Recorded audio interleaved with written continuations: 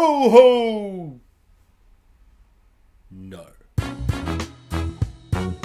And just like that, November is here. And you know what that means. It's time to throw away those old pumpkins and jack-o'-lanterns that haven't even started rotting yet, and time to start celebrating Christmas, the cheer and joy and wonder, the silly wonder that is Christmas. And what better way to do that than to watch a technically expensive, yet cheap, soulless, emotionless, overly produced Christmas action-adventure fantasy film starring The Rock.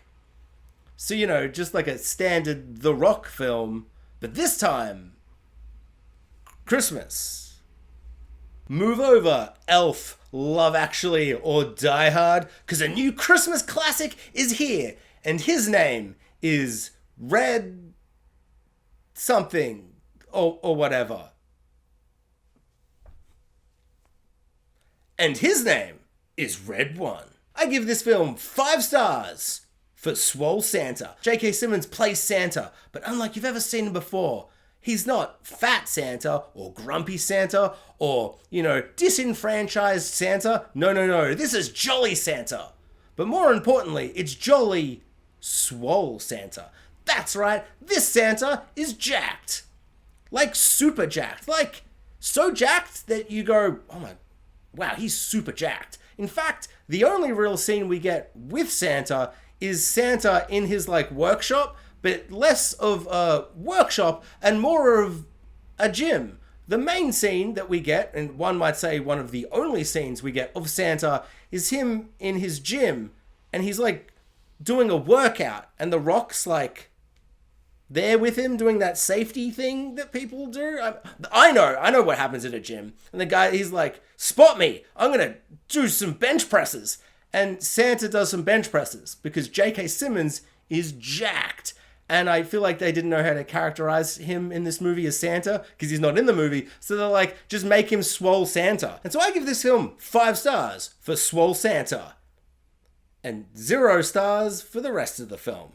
Does that mean the film's a 2.5 out of 5 film? Does it balance out? No. It's a 5-star film because he's really jacked. I cannot impress upon you enough how jacked he is. It's quite impressive. What's not as impressive is the film. Have you seen a movie with The Rock in it before? Have you seen a movie about Christmas where Santa does exist and maybe a main character in the film doesn't think at the start of the film that Santa exists and he doesn't believe in the magic of Christmas, but due to circumstances and plots and stuff, he has to help save Christmas? If you've seen either of those things before in a film, you have literally seen this film. Literally, truly, actually, literally in the olden daysy sense of the word, literally seen this film before. Santa is captured by a bunch of nefarious villains on Christmas Eve, and it's up to his bodyguard, The Rock, playing The Rock, and he's got to team up with bounty hunter / fourth lister, naughty lister, Chris Evans, who's a bounty hunter and he doesn't like Christmas or whatever, and he's got a son, and maybe his son doesn't respect him as a dad, and maybe he's a bad dad, and maybe the magic of Christmas will bring them together. Yeah, and so they run about to a bunch of different locations. Some mildly generic to mildly exciting and unique action takes place, and then Christmas is maybe saved. No spoilers here. But if you have seen a movie before, you do know how it's going to end. This film was about as standard and generic and uninspired as you could possibly imagine for most of the film. But there is one side of this film, one little aspect of this film that is so unique and so surprising and so fun that I think it almost makes up for it. It makes it definitely worth a watch, kind of ish, maybe. But I at least enjoyed it for the most part for this one thing. This film was a beautiful, if not visually ugly, mixed bag. Much like receiving presents from your relatives that you see once a year. You just don't know what you're gonna get. One scene, you open up the present and you're like, that's really exciting and fun and unique and fresh and cool. And then the next box you open and you're like, okay. No.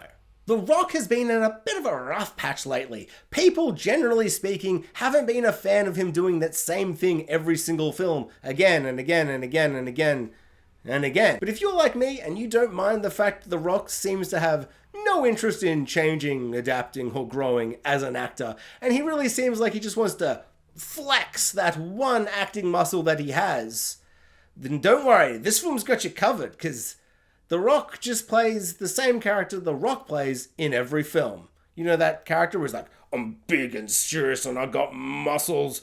But maybe there's a heart somewhere underneath all those muscles. So this is a Christmas film. So how is that Christmas festive spirit in the film?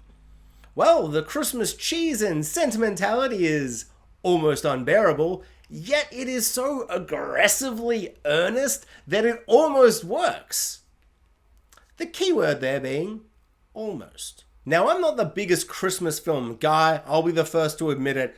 Some people in my real life might refer to me as a Grinch. I would disagree. Look at this costume I bought for $5 at the local supermarket. What kind of Grinch would do that? But even I know that this film's attempts at the Christmas spirit and the magic of Christmas and all that good stuff felt very lackluster and bare bones. And at worst, at times, it tries to do stuff and you're like, no, that is so unearned. This film really felt like it's like the movie equivalent of like a plastic Christmas tree that's like 2 feet tall, you know? Where you're like, technically, that is a Christmas tree. But also, is it? I think the best way to describe this is not to describe something that happens in the film, but to describe a beautiful moment that I would say is a Christmas miracle that happened in my cinema. Now, paint a picture. I'm there. There's maybe 4 other people in the cinema. 2 in front of me, somewhere, it's dark, I couldn't see, but there was 1 guy behind me. And throughout the whole film, the jokes, the sentimentality, the other things that I guess this film was trying to do, the action, I guess, dead silence, nothing. I have no idea how people are vibing this film, except all I know is they're not finding the humor funny.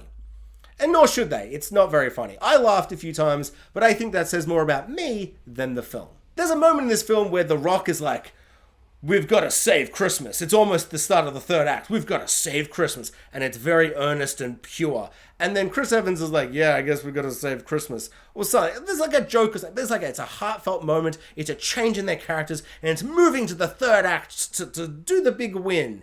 And literally, as this moment was happening, there's like a beat and a moment of silence. The guy behind me yawned. Like, not like a...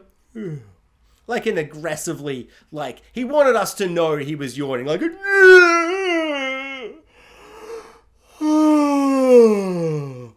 type of yawn. And then, not only that, that's like a little, like Christmas pudding, but the cherry on top of the Christmas pudding of this glorious Christmas moment was that immediately after, I don't know why the timing works so beautifully, but his phone started ringing.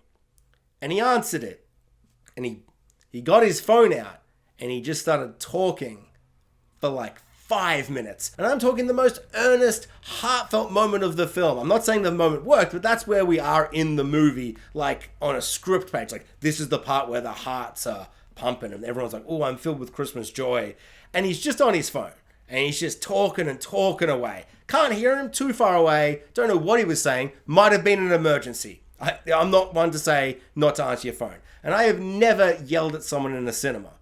But it was so loud, and I was like, I really want him to just shut up and stop. But I was also like, I'm watching the movie Red One at like 1 p.m. on like a Thursday. And I just had this moment where I'm like, I'm not hating this movie. I'm having a bit of fun. But I am also not prepared to out myself as that type of person and to tell him to put his phone down and to stop talking during a film, because I am watching Red One, a Christmas film starring The Rock.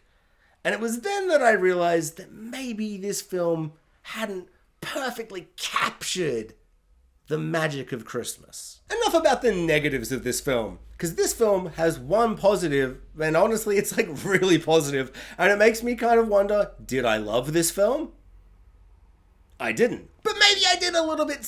I didn't hate moments in this film. And that is that this film takes the premise of Christmas and Santa being real, and just goes like fully off the deep end. It goes crazy in terms of Christmas lore and magic, and there's this whole world of like crazy magical nonsense in this film. We've got witches, we've got demons, we've got horned monstrous creatures. There is a moment in the second act where we go off to this one demonic, horrifying world of wacky nonsense, and it's crazy. The practical monster effects, the CGI monster effects, all of it's really fun. It's really over the top and insane. And the film just takes this really weird turn. And I do wish the film had kind of lent into that just a little bit more. And then like the action also plays into this really fun, silly, magical stuff. Like The Rock, like this, I guess this magical scientific gimmick thingy situation that Santa uses to get into everybody's houses. The Rock has that as his bodyguard. The Rock like can shrink himself down or make himself big